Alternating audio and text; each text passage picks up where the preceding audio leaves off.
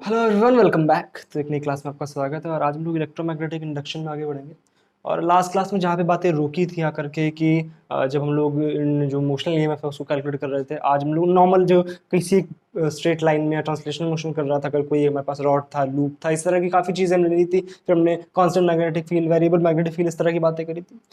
आज हम लोग उसी में रोटेटिंग रॉड को सीखेंगे। बेसिकली अगर कोई हमारे पास एक लूप रॉड कुछ किसी भी तरह की चीज़ हो और वो रोटेट कर रही हो, तो उसके लिए जो मोशनल ईएमएफ है उसको किस तरह से कैलकुलेट करेंगे। किसके लिए? रोटेटिंग सिस्टम्स के लिए। रोटेटिंग सिस्टम्स, रोटेटिंग सिस्टम्स के लिए। ओके, मतलब कुछ इस तरह से हो कि हमारे पास ये मैग्नेटिक फील्ड है, ठीक है, और यहाँ पर कोई एक रॉड है इस तरह से, इस तरह से एक रॉड है जो इस जगह पे हिंज्ड है, मतलब कील ठुकी हुई है इस जगह पे, और उसके अबाउट वो घूम सकती है। और इसको एक वेलोसिटी दे दी गई है, एंगुलर वेलोसिटी ओमेगा। बात क्लियर है? अच्छा, ऑब्वियस सी बात है कि अब ये अगर रोटेट कर रही है तो आप इसके किसी एक पर्टिकुलर पॉइंट की तरफ देखो। आप किसी एक पर्टिकुलर पॉइंट पे अगर फोकस करो, मान लो इस पॉइंट पे फोकस करें, किसी एक पर्टिकुलर पॉइंट, मान लो हम किसी एक पर्टिकुलर पॉइंट पे फोकस करें, इस पॉइंट पे हमने फोकस किया, तो वास्तविकता में हो क्या रहा है? क्या ये पॉइंट ऊपर की तरफ मूव कर रहा है इस तरह से? इसकी वेलोसिटी कहाँ है? ऊपर की तरफ है। और अगर इसकी वेलोसिटी ऊपर की तरफ है, इसका मतलब क्या है कि अगर वेलोसिटी ऊपर की तरफ है, मैग्नेटिक फील्ड अंदर की तरफ, तो v cross b, v cross b, v cross b, v cross b, इस इंस्टेंट पे यहाँ पे जो पॉजिटिव चार्जेस होंगे उस पर फोर्स इधर लग रहा होगा इस तरफ, और जो नेगेटिव चार्जेस होंगे उस पर इस तरफ। यानी इसके हर एक पॉइंट पे यही हो रहा होगा। आप कहीं पर भी जाओ तो पॉजिटिव चार्जेस पे सेंटर की तरफ और नेगेटिव चार्जेस पे सेंटर से दूर फोर्सेस लग रहे होंगे। यानी ये सिरा आपका नेगेटिव हो जाएगा और ये सिरा आपका पॉजिटिव हो जाएगा। चौक उठा लेता हूं मैं, कहाँ गई? ये रही, ठीक है। तो ये सिरा आपका पॉजिटिव और ये सिरा नेगेटिव। इसमें कोई समस्या नहीं। इसका मतलब क्या है कि मूव करने की वजह से, रोटेट करने की वजह से इमोशनल ईएमएफ तो आएगा, इमोशनल ईएमएफ तो आएगा। प्लस माइनस आ गया, इसका मतलब क्या है? कुछ उल्टा बना दिया मैंने उल्टा बना दिया। ये वाला आपका क्या था? वी क्रॉस भी करो तो ये पॉजिटिव और ये वाला नेगेटिव, है ना। इमोशनल ईएमएफ तो आएगा। मान लो ये पॉइंट आपका ओ है और ये पॉइंट आपका पी है, तो ओ और पी के बीच में पोटेंशियल डिफरेंस आएगा, that is called emotional EMF for rotating system, ठीक है। अब उसको कैलकुलेट किस तरह से करते हैं ये सीखना है हमें। उसके लिए मैं याद करूँ क्या था, जब नॉर्मल इस तरह से रॉड मूव कर रही थी, इस तरह से रॉड मूव कर रही थी वी वेलोसिटी से डी मैग्नेटिक फील्ड में, तो उसके लिए इमोशनल ईएमएफ क्या आया था? उसके लिए इमोशनल ईएमएफ आया था वीबीएल। इसकी लेंथ अगर एल थी, ठीक है, तो मान लो इसकी भी लेंथ कितनी है? एल है। अब देखते हैं कितना इमोशनल ईएमएफ आता है, ठीक है। करने का तरीका क्या है? मान लो हमने किसी एक्स पे जाकर के, किसी एक्स पे जाकर के dx का ये एलिमेंट लिया, जिस पॉइंट पे हमने फोकस किया था उसी को हमने एलिमेंट मान लिया कि dx लंबाई का एक एलिमेंट है और वो इस तरह से मूव कर रहा है। तो इसकी वेलोसिटी कितनी होगी? वेलोसिटी क्या होती है? v इज इक्वल टू क्या होता है? R omega. Is equal to क्या होता है? R omega. तो इस पर्टिकुलर पॉइंट की वेलोसिटी dv कितनी होगी? यहां से यहां तक की दूरी x into omega, simple v लिखो, ठीक है। v into sorry x into omega, ठीक है। यहाँ इस पॉइंट की वेलोसिटी कितनी हो गई? x into omega. ओके, अगर इस पॉइंट की वेलोसिटी ओमेगा है तो इस पर्टिकुलर पॉइंट के लिए छोटा सा मोशनल ईएमएफ, इस पर्टिकुलर पॉइंट के लिए छोटा सा मोशनल ईएमएफ डी ई किस तरह से लिखेंगे? वास्तविकता में क्या होता है? वीबीएल। वास्तविकता में क्या होता है? वीबीएल। तो v क्या है? x omega into b into l. L क्या है? इस छोटे से एलिमेंट की लंबाई कितनी है? dx। क्या कर देंगे? इंटीग्रेट। क्या आ गया इधर? e, उधर क्या आ जाएगा?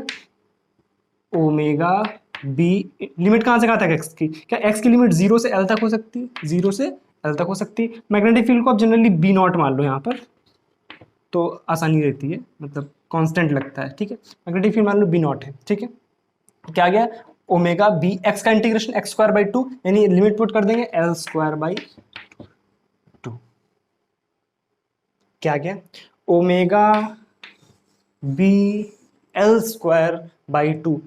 नॉर्मल ट्रांसलेशन मोशन के लिए जब रॉड कोई ट्रांसलेशन मोशन कर रही थी तो वहां पे मोशन में क्या था? बीबीएल। यहाँ पे क्या आ गया? Omega B naught L square by two, या omega B L square by two. क्या यहाँ से बात क्लियर? मतलब अगर कोई सिस्टम रोटेट कर रहा है तो उसके दोनों सिरों के बीच में, मान लो ये सिरा एक है, ये सिरा एक है, तो पॉजिटिव सिरा कौन सा? ये वाला, यानी ये वाला हायर पोटेंशियल पे होगा, ये वाला लोअर पोटेंशियल पे होगा। तो इसको ये भी तो लिख सकते हैं, v o minus v p, है ना, इस तरह से भी लिख सकते हैं। तो कभी कभी इस टर्म में आपसे पूछ दिया जा सकता है कि बताओ कि दो v o minus v v की वैल्यू क्या है, मतलब कुछ भी इस तरह से पूछ सकता है।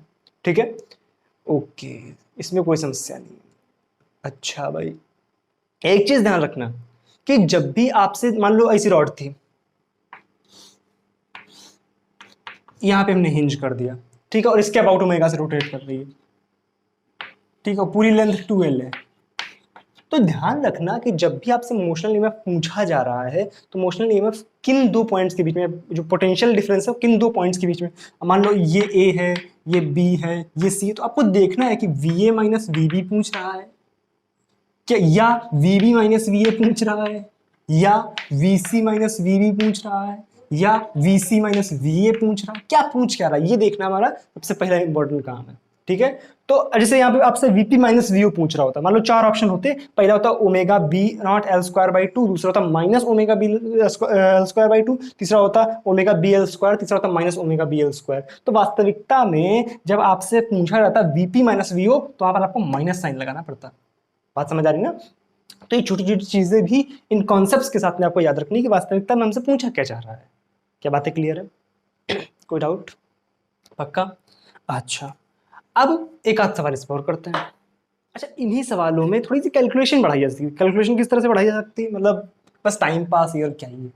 देखो इस तरह से हो सकता है, मान लो मेरे पास एक इनफाइनाइट वायर है, ठीक है, करंट फ्लो कर रही है आई, ठीक है, इस तरह से है, इनफाइनाइट है, ठीक है, और इसके पास में एक रॉड है, इस तरह से हिंज्ड है, ठीक है, इसके पास में एक रॉड है, इस तरह से हिंज है, इसकी लेंथ एल है, और ये ए दूरी पर रखा हुआ है, ठीक है, इसकी जो हिंज है वो ए डिस्टेंस पर है, और इस तरह से ओमेगा से रोटेट कर रहा है।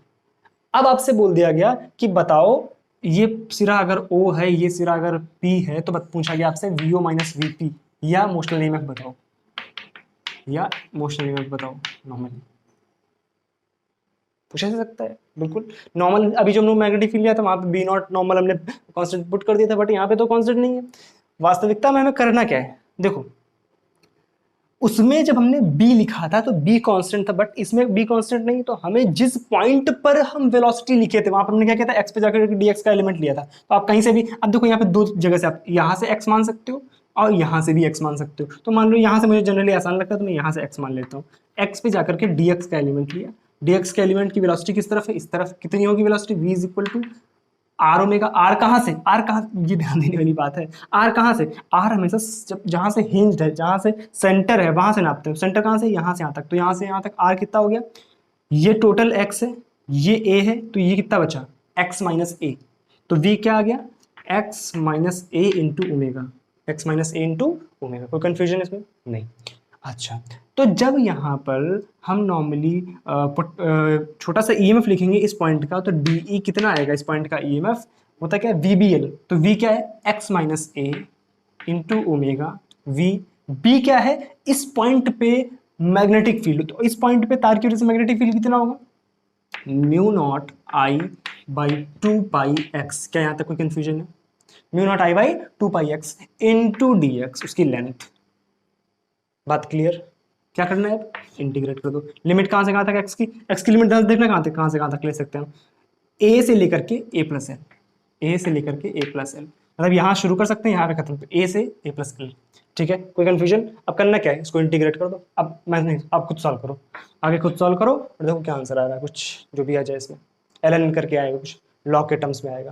ठीक है, क्योंकि ये एक्स से एक एक्स मर जाएगा, ये वाला इसके अपॉन में आ जाएगा, तो वन अपॉन एक्स का इंटीग्रेशन लॉग एक्स, तो लॉग ए प्लस एल अपॉन ए, ऐसा कुछ बन के टर्म्स आएगा। ठीक है, कर लेना सॉल्व इसको। कन्फ्यूजन मतलब इस तरह के सवाल पूछ सकते हैं, इस तरह से मैंने करा दिया ताकि आपको थोड़ा सा फील आ जाए कि वास्तविकता में हो क्या रहा है। अच्छा, एक बात और, कल मैंने आपको पिछली क्लास में मैंने आपको रेल प्रॉब्लम से आपको बताई थी। उसमें क्या था मैंने कि नॉर्मल इस तरह के हमने देखा था, एक सर्किट था, एक दो रेल्स थी, इस तरह से रेल्स थी, और वहाँ पर एक रॉड थी, ये भी कंडक्टिंग रॉड थी, और नॉर्मली इसको हमने से पूरा मैग्नेटिक फील्ड में रखा था।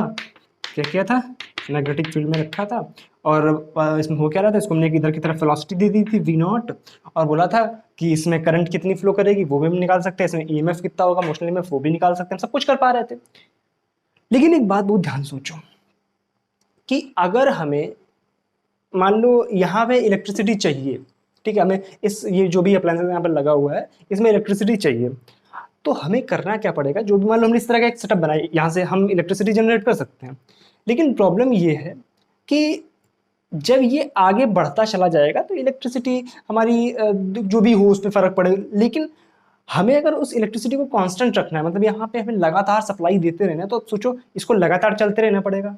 और अगर लगातार चलते रहना पड़ेगा मैग्नेटिक फील्ड में, तो हम कहाँ तक चला पाएंगे इसको। भाई नॉर्मली हम कितना बड़ा सेटअप बनाएंगे, मान लो हमने बहुत बड़ा सेटअप बनाया कि अपने पूरे कमरे जितना सेटअप बना लिया, तब भी कितना है, यहाँ से वहाँ तक मूव कर जाएगा थोड़ी देर में, इलेक्ट्रिसिटी बंद। तो इसका सॉल्यूशन कहाँ से मिला, इसका सॉल्यूशन मिला इस कॉन्सेप्ट से।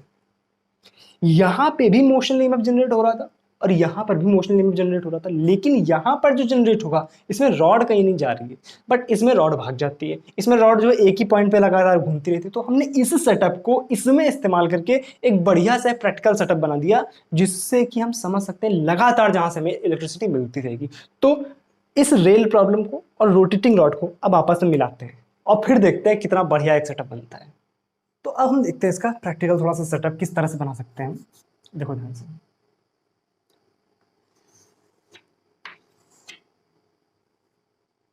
ठीक है, मान लो यहाँ पर कोई एक रॉड हिंज्ड है इस तरह से, ठीक है, और उसको हमने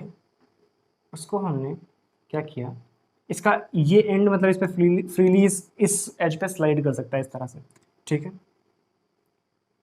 और हमने क्या किया कि एक तार यहाँ से लिया इस तरह से, ठीक है, और दूसरा तार लिया इस रॉड से, कंडक्टिंग है ये पूरा, मतलब इस रॉड नहीं, ये जो हमारे पास सर्कुलर एक रेल टाइप की है, ठीक है, ये रेल ही है बट इसको मैं सर्कुलर बना दिया, ठीक है। दूसरा तार लिया यहाँ से और इसको हमने एक रेजिस्टेंस से जोड़ दिया इस तरह से। क्या बात समझ आ रही, क्या बनाया मैंने कि एक रॉड को मैंने हिंज किया, एक सर्कुलर रेल जहाँ पे ये रॉड फ्रीली स्लाइड कर सकता है, दोनों सब पूरा कंडक्टिंग है, और ये इस तरह से रोटेट करे, और इसको हमने एक बाहरी सर्किट से जोड़ दिया। इसका ये सिरा एक सर्किट के एक एंड से, और इसका जो हमारे पास रेल है इसका कोई भी एक पॉइंट हमने दूसरे सर्किट के दूसरे पॉइंट से जोड़ दिया। ओके, अब बहुत ध्यान से देखो, जब ये रोटेट करेगा तो इसके इस एंड और इस एंड के, मान लो ये पॉइंट O है, ये पॉइंट P है, तो हम जानते हैं कि VO माइनस VP क्या आता है हमारे पास, ओमेगा। और इसको एक चीज और, रोटेट कब करेगा, जब मैग्नेटिक फील्ड में रखा होगा, है ना।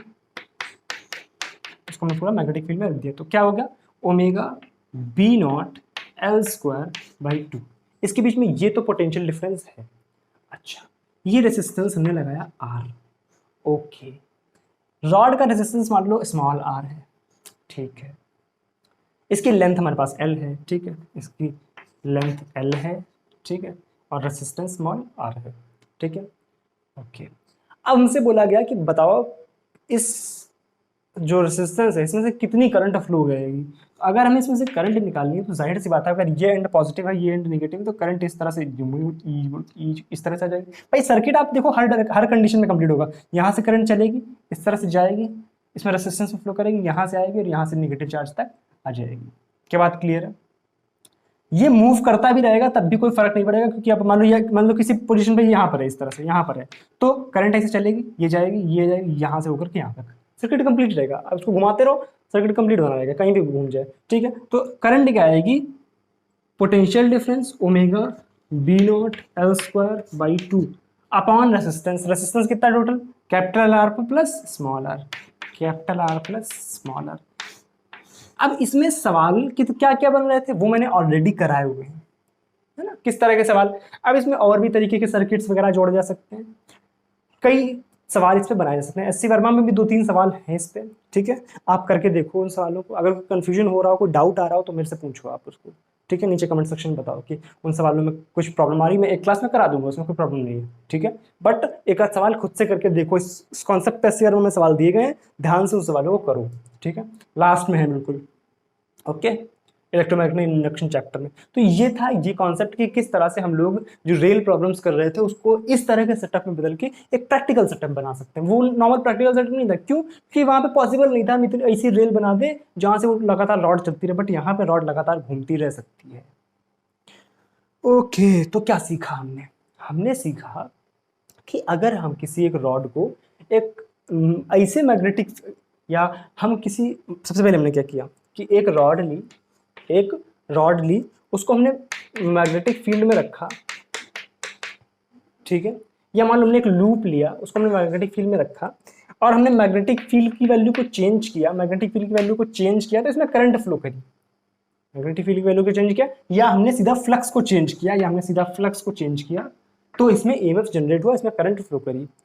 ओके, दूसरा हमने काम किया कि हमने रॉड ली और उसको मैग्नेटिक फील्ड में चला दिया या घुमा दिया, तो इसमें करंट फ्लो करी। करंट मतलब बेसिकली पोटेंशियल डिफरेंस तो आ ही गया, करंट तो फ्लो ही कर जाएगा, सर्किट कंप्लीट कर दो करंट फ्लो कर गई, ठीक है, ये बात अपने को समझ आई। ओके, जरा इस कॉन्सेप्ट पे वापस आते हैं, इस वाले पे हमने क्या देखा कि नॉर्मल जो लूप है वो तो रखा हुआ है, कहीं मूव कर रहा है क्या? नहीं कर रहा है। मैग्नेटिक फील्ड है, लग रहा है, ओके, बट हम मैग्नेटिक फील्ड को सिर्फ चेंज ही तो कर रहे हैं, और इसमें करंट फ्लो कर रही है ना, मैग्नेटिक फील्ड को चेंज कर रहे हैं तो इसमें करंट फ्लो कर रही है। मान लो मैग्नेटिक फील्ड बढ़ रहा है तो करंट आपकी इस डायरेक्शन में फ्लो कर रही है ना। यहाँ से एक बात मेरे दिमाग में आई, अगर ध्यान सोचोगे तो एक बात दिमाग में आ रही होगी कि वास्तविकता में करंट फ्लो करने से क्या तात्पर्य है मेरा। जैसे सेकंड में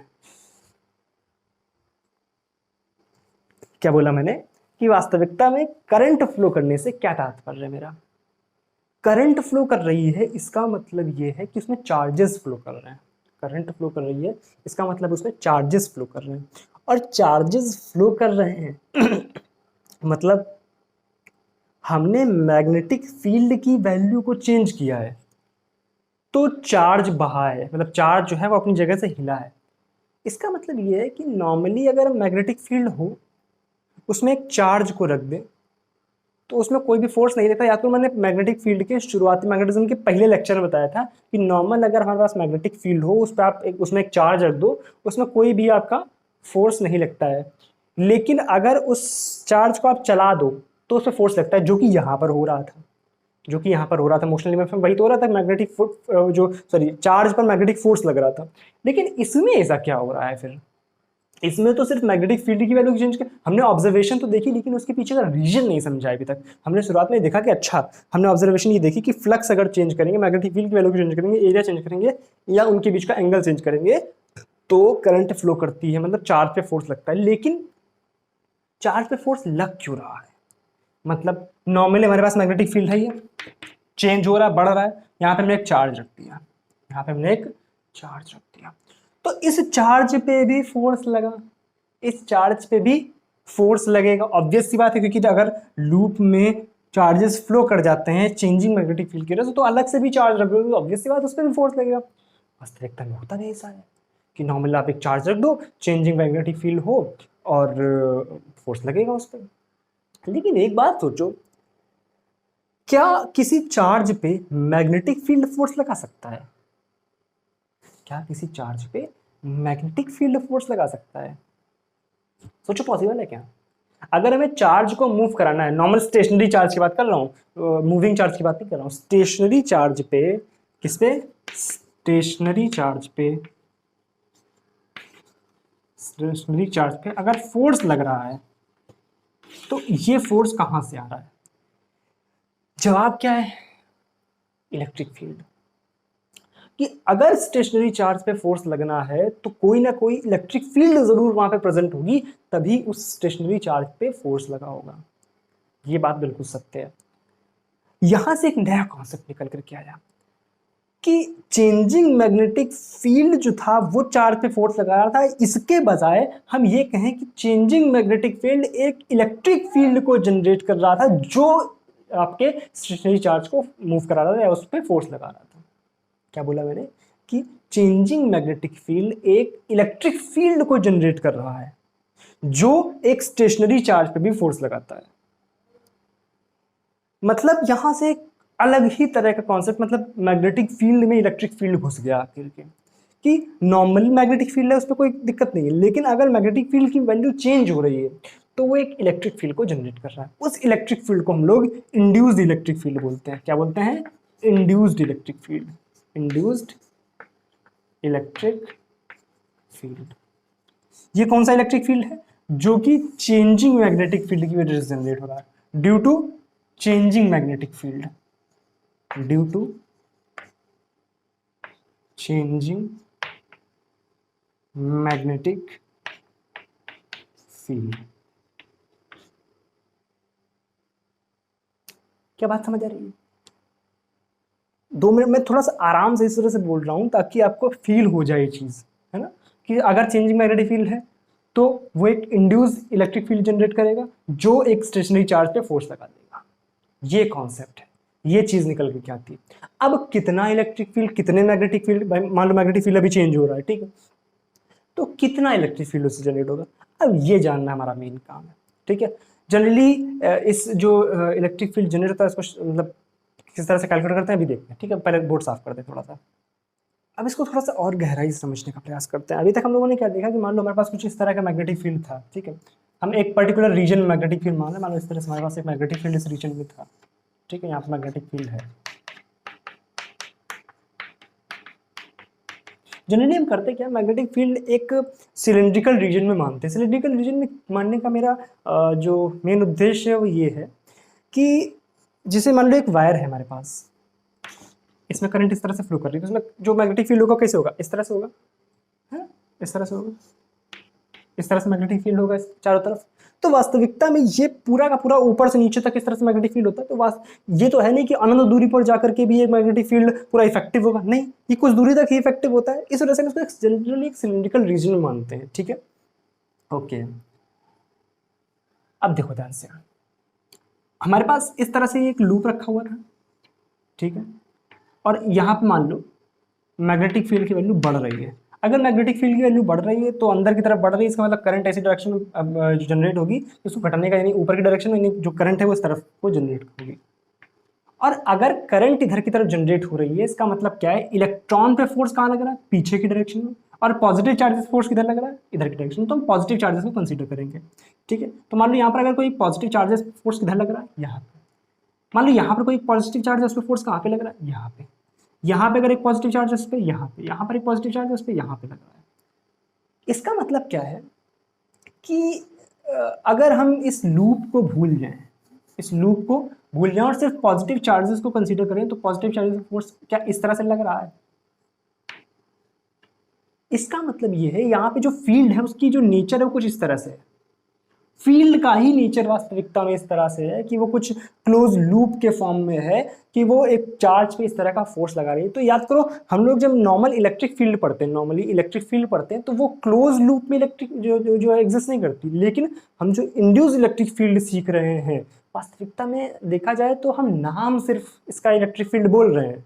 हम लोग जो यूज करते हैं नाम कि इंड्यूस इलेक्ट्रिक फील्ड, क्यों यूज कर रहे हैं इलेक्ट्रिक फील्ड, क्योंकि ये चार्ज पे फोर्स लगा रही है। हमें नहीं, वास्तविकता में हमें नहीं पता है कि ये किस तरह की कौन सी क्या फील्ड का नाम है यहाँ पर, लेकिन चूंकि इसकी कुछ प्रॉपर्टीज इलेक्ट्रिक फील्ड से मैच कर रही हैं। क्या प्रॉपर्टीज की ये हमारे चार्ज पे फोर्स लगा रहा है। देखो अब ये प्रॉपर्टी जो अगली मैंने बताई कि ये लूप बना रहा है, क्लोज लूप बना रहा है, ये हमारे पुराने वाले इलेक्ट्रिक फील्ड से मैच नहीं कर रही है, लेकिन फिर भी हम इसको इलेक्ट्रिक फील्ड बोल रहे हैं, ठीक है।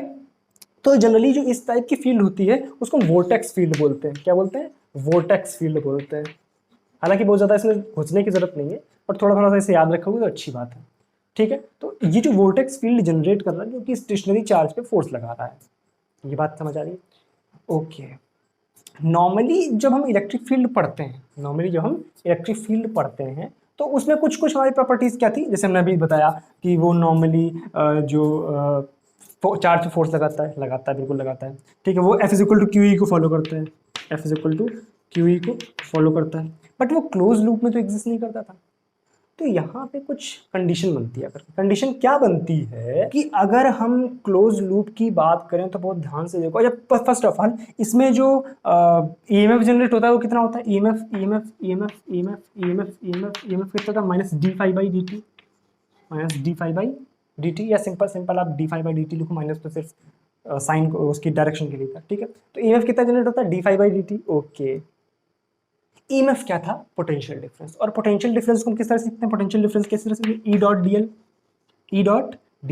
और फॉर अ क्लोज लूप किसके लिए, क्लोज लूप के लिए मैंने दिखा दिया already. For a close loop अगर हम नॉर्मल इलेक्ट्रिक फील्ड की बात करें, कौन सा, इलेक्ट्रोस्टैटिक वाला इलेक्ट्रिक फील्ड, इलेक्ट्रोस्टैटिक वाला इलेक्ट्रिक फील्ड, अगर नॉर्मल इलेक्ट्रोस्टैटिक्स वाले इलेक्ट्रिक फील्ड की बात करें तो क्लोज लूप के लिए ई डॉट डी एल इंटीग्रेशन की वैल्यू 0 होती है, ये बात हमें पता है।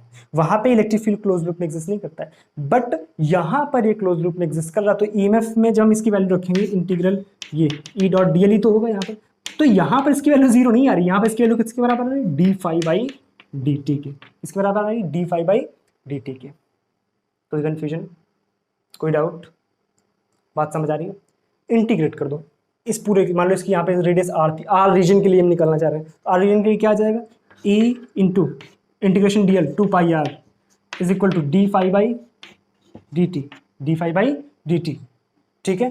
फाई की वैल्यू क्या आ जाएगी यहाँ पे, फाई की वैल्यू आ जाएगी B into A, B area कितना है इसका, इसका एरिया कितना है pi R square, pi R square, pi ने पाई को मार दिया। अब यहाँ से आर आर मत कर देना क्योंकि अभी ये डिफ्रेंशिएट होगा, ठीक है, डिफ्रेंशिएट होगा, क्या आ जाएगा यहाँ से, E is equal to, b तो कांस्टेंट है, नहीं सॉरी बी कांस्टेंट नहीं है, बी कांस्टेंट नहीं, बी तो आपका वेरिएबल है, ठीक है। आर स्क्वायर, आर कांस्टेंट है, आर कांस्टेंट, तो आर स्क्वायर बाहर निकालो कट जाएगा, ठीक है, आर स्क्वायर कांस्टेंट है, बाहर पाई आर स्क्वायर बाहर, चलो अभी लिख लेते हैं यहीं पर, ठीक है, बाहर निकालोगे क्या आ जाएगा, यहाँ से आप पाई आर, पाई तो कट चुका है, r square by 2r into d B by d t, d B by d t, एक आर ने एक आर मार दिया, यहाँ से इलेक्ट्रिक फील्ड की वैल्यू क्या आ गई, इलेक्ट्रिक फील्ड की वैल्यू आ गई r by 2 d B by d t, d B by d t. This is the induced electric field, this is the induced electric field due to changing magnetic field, this is the induced electric field due to changing, मतलब हमने क्या सीखा कि अगर हमारे पास changing magnetic field, अगर magnetic field की वैल्यू चेंज हो रही तो स्टेशनरी चार्ज पर भी फोर्स लगाती है, जिस जो कि F is equal to q को फॉलो करता है, जहां पर E जो है वो यहाँ से दिया जाता है। मतलब अगर हमें अब पता हो कि मैग्नेटिक फील्ड जो है ये मैग्नेटिक फील्ड बढ़ रहा है, लेकिन कैसे बढ़ रहा है, मान लो मैग्नेटिक फील्ड इस तरह से बढ़ रहा है, b is equal to b naught t raise to power 4 plus something constant, इस तरह से मान लो बढ़ रहा है, तो हमसे बोल दिया जाए बताओ उसमें इंड्यूस इलेक्ट्रिक फील्ड कितना जनरेट होगा at time something T is equal to 2 second पर, T is equal to 2 second पर, तो हम क्या करेंगे, सिंपल इसको इंटीग्रेट करो, d B by d t निकालो, डी बाई डी टी कितना आ जाएगा 4 B naught T cube plus constant का तो 0 हो गया, ठीक है।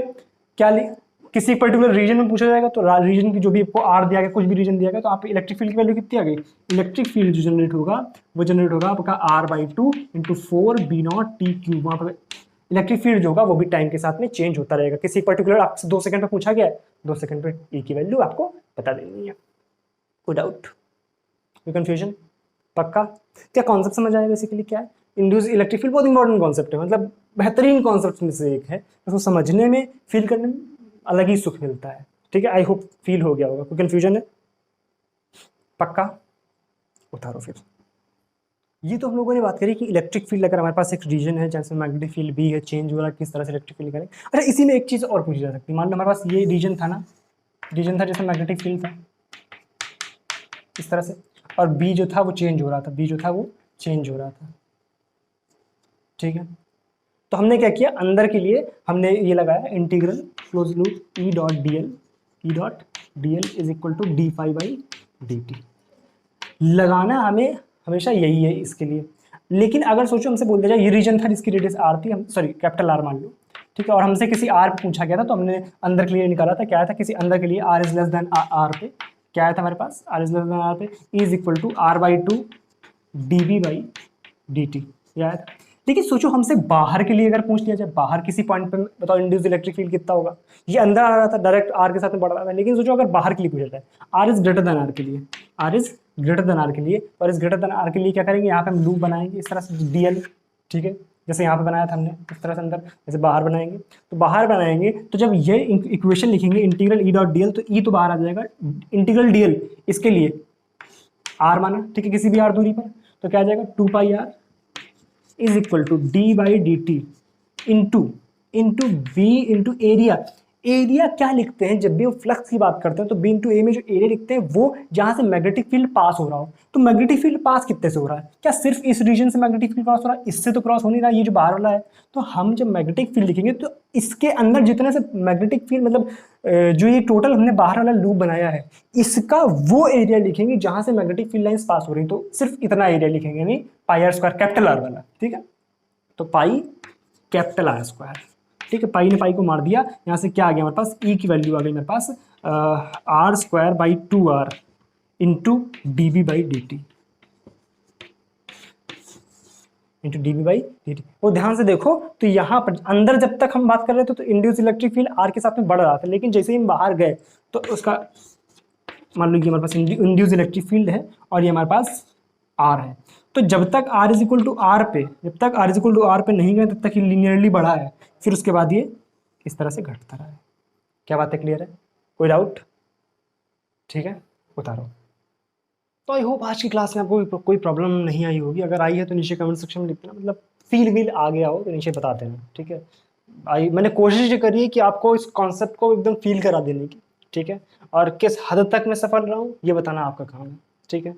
तो नीचे कमेंट सेक्शन में लिख के ज़रूर बताना, अच्छा लगता है जब आप लिखते हो, थोड़ा सा मोटिवेशन मिलता है आगे काम करने के लिए। तो चलो मिलेंगे अगली क्लास में। वीडियो को लाइक ज़रूर कर दिया करो यार, लाइक कर देते तो आपको क्या ही है, वीडियो तो देख ही लिया, लाइक कर दो फटाक से, ठीक है। चलो मिलेंगे अगली क्लास में, तब तक के लिए thank you so much, bye bye.